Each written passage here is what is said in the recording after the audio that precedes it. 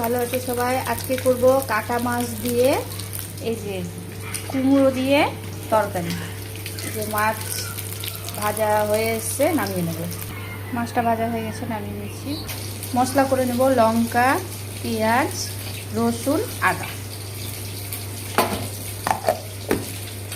বন্ধুরা মাছ ভাজা হয়ে গেছে, যে এবার তেলে ভরে দিয়ে দেবো কালো জিরে, আর দিয়ে দেবো পেঁয়াজ কুচি আর কুমড়োটা কেটে রেখেছি ওটা।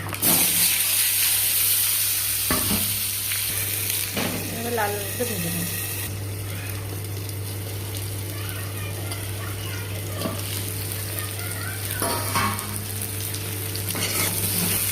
লাল করে ভাজা হয়ে গেছে, এবার মশলাটা দিয়ে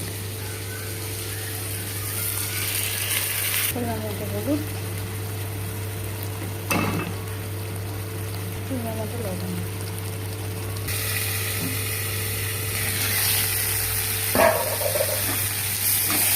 কষানো হয়ে গেছে, জল দিয়ে জল দিয়ে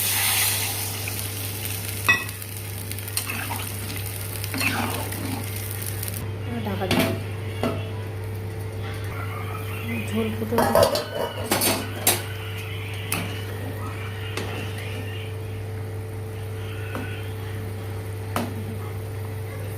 মাছগুলো দিয়ে